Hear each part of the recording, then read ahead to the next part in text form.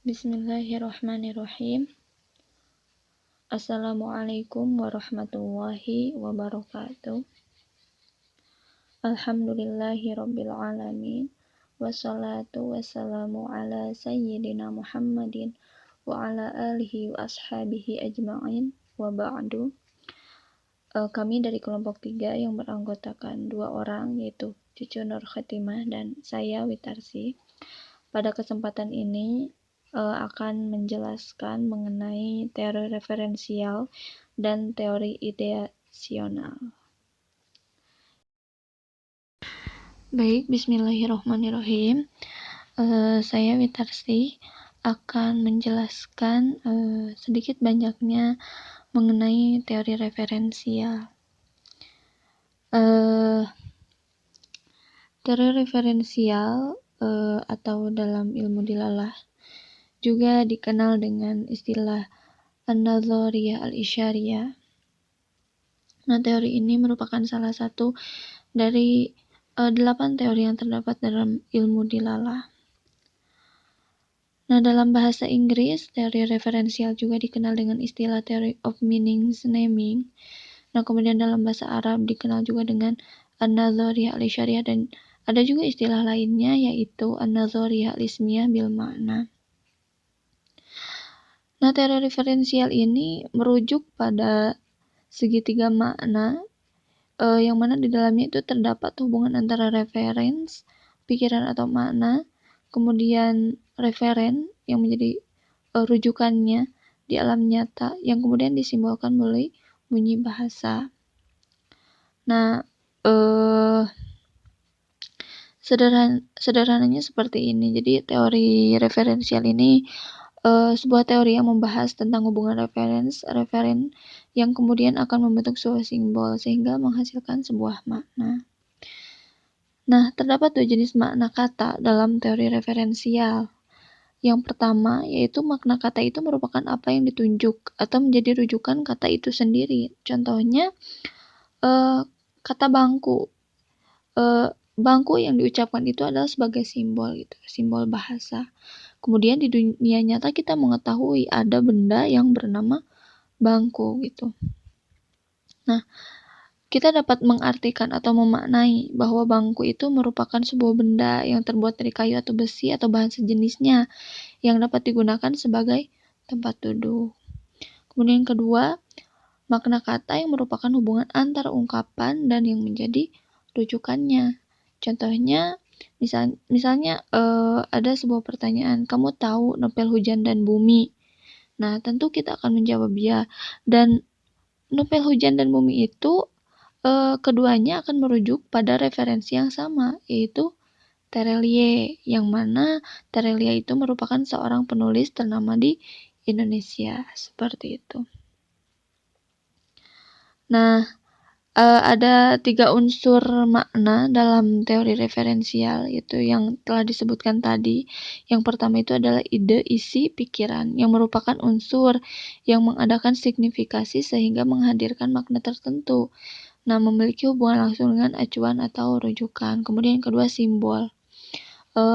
Tentunya di sini adalah simbol bahasa ya, yang merupakan rujukan terhadap alam nyata. Yang terakhir, alam nyata atau dunia luar atau sebagai rujukan, yaitu sebagai bukti adanya referensi atas sesuatu yang disebutkan. Seperti itu. Mungkin sekian penjelasan mengenai teori referensial. Selanjutnya akan dijelaskan mengenai teori ideasional oleh saudari Cucu Nur Khatimah. Baik, bismillahirrahmanirrahim. Assalamualaikum warahmatullahi wabarakatuh. Saya Cucu Nur Khatimah. Di sini saya akan menjelaskan mengenai teori idealisme atau anadori atau sauriah. Nah, teori ini masih memiliki penyebutan lainnya yaitu mentalistik teori dan image teori. Teori ini pertama kali dikemukakan oleh seorang filsuf Inggris yaitu John Locke yang lahir pada tanggal 23 Agustus 1632 pada abad ke-17. Ia mengatakan bahwa penggunaan kalimat atau bahasa yang dihasilkan oleh panca indera haruslah bertumpu pada akal pikiran atau ide. Akal tersebut yang menentukan maksud dari bahasa tersebut. Nah, menurut Profesor Dr. Muhammad Masna dalam kajian semantik Arab menyebutkan bahwa teori ideasional atau yang disebutkan dalam bukunya itu sebagai teori konsepsional adalah teori semantik yang memfokuskan kepada pemikiran manusia atau berprinsip kepada konsepsional atau bisa disebut dengan mentalisme. Kemudian, dalam Umar, teori ini berfokuskan kepada ide visualisasi yang ada pada akal penutur dan pendengar sebagai pandangan untuk menentukan makna kata atau ungkapan yang terdapat pada pemikiran visualisasi akal, atau juga bisa disebut dengan hubungan antara nama kata atau ide atau pikiran. Nah, pada umumnya, pengajar dalam teori mentalisme ini adalah seorang psikologis. Dalam teori ini, bahasa digunakan sebagai media perantara untuk mengungkapkan ide atau memasukkan bentuk dari luar ide ke dalam ide. Makna dalam sebuah bahasa dapat dikemukakan apabila memiliki pengetahuan yang luas dalam ide tersebut. Begitu juga, teori ini ditunjukkan dengan adanya hubungan antara pengguna bahasa, yaitu antara penutur dan pendengar. Nah, harus memiliki pikiran dan pemahaman yang sama, sehingga dalam interaksi memiliki syarat antara bahasa penutur dan pendengar. Menurut Umar, halaman 57, syarat tersebut adalah sebagai berikut. Yang pertama ialah pemikir ini harus hadir pada akal seorang penutur, atau pemikiran ini harus hadir pada akal seorang penutur. Yang kedua, yaitu penutur harus menghasilkan suatu ungkapan yang dimana publik atau pendengar menyadari bahwa idenya itu benar-benar ada dalam akalnya pada saat berkomunikasi. Yang ketiga, ungkapan itu harus menjadikan suatu ide yang sama pada akal pendengar. Contoh teori ini ialah ketika kita mengambil kata partisipasi, orang mengerti apa yang hendak ditonjolkan di dalam kata partisipasi. Salah satu ide yang terkandung di dalam kata partisipasi ialah aktivitas maksimal seseorang untuk ikut ke dalam suatu kegiatan. Dengan mengetahui ide yang terkandung di dalam kata tersebut, orang dapat memikirkan bagaimana cara memotivasi seseorang untuk berpartisipasi, prasyarat-prasyarat apa yang harus disiapkan atau dipenuhi oleh seseorang untuk berpartisipasi, lalu sanksi apa yang dapat diberikan jika seseorang tidak berpartisipasi. Nah, penjelasan di atas merupakan penalaran terhadap makna ideasional yang terkandung dalam kata partisipasi. Nah, para pendukung dari teori ini atau satu kelebihannya gitu, bahwa ide-ide tersebut berkaitan erat dengan imajinasi. Jika kita mengucapkan kata kitabun atau buku, maka pembicara dan pendengar memiliki imajinasi tentang kata tersebut. Jadi dalam bayangan itu terbayang suatu buku. Sehingga antara pengirim dan penerima pesan memiliki deskripsi yang sama, yaitu memikirkan buku. Nah, dalam sebuah teori pasti ada kelebihan kekurangannya. Berikut kekurangan pada teori ini adalah, dalam buku Ullmann ya disebutkan segitiga itu bisa, yang pertama, segitiga itu bisa menjadikan kebesaran, artinya sebuah nama objek mungkin tidak berubah. Nah, tapi sementara pada makna kata atau makna dari objek itu mungkin akan berubah.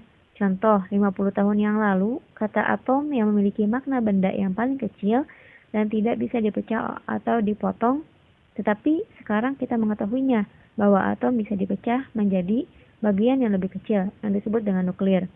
Yang kedua, dalam Capson, buku Capson menyebutkan imaji itu tidak visual, tak jelas pertanyaannya apa yang bisa dibuat sehingga makna itu terasa lebih hampa sama seperti konsep. Nah, maksudnya jika terdapat sebuah nama seperti kepala, maka bukan bayangan terhadap suatu benda, melainkan sebuah konsep atau bayangan terhadap beberapa pemikiran yang meliputi beberapa pengalaman yang berbeda-beda yang sewaktu-waktu akan bertambah. Jadi maksudnya kepala di situ bisa berubah-ubah ya, apakah kepala keluarga atau kepala apa atau kepala apa. Nah, yang ketiga, karena teori ideasional ini meletakkan bahasa sebagai wujud gagasan atau sebagai wujud eksternal dan internal, tidak dapat berlaku umum. Orang yang malu-malu misalnya, ketika akan mengungkapkan, kadang-kadang itu mengungkapkan dari kebalikan atau sebaliknya dari apa yang ada dalam idenya. Jadi misalkan ketika seseorang berpidato, nah ketika ia berpidato ingin mengungkapkan A, tapi yang diucapkannya itu malah B. Nah, gitu. Terus yang keempat yaitu di sini mengharapkan kesejajaran asosiasi fakta dari makna kata antara penutur dengan pendengar. Tidak selamanya terlaksana, misalnya ketika penutur mengatakan dog gitu ya, anjing. Nah, mungkin ketika menunjuk itu kan kepada binatang kesayangannya. Tapi apabila pendengar yang lain menangkap ucapannya tersebut, bisa saja berpikiran kepada hal yang lain gitu. Mungkin itu yang dapat saya sampaikan. Saya kembalikan kepada moderator. Terima kasih. Wassalamualaikum warahmatullahi wabarakatuh. Cukup sekian yang dapat kami sampaikan. Wassalamualaikum warahmatullahi wabarakatuh.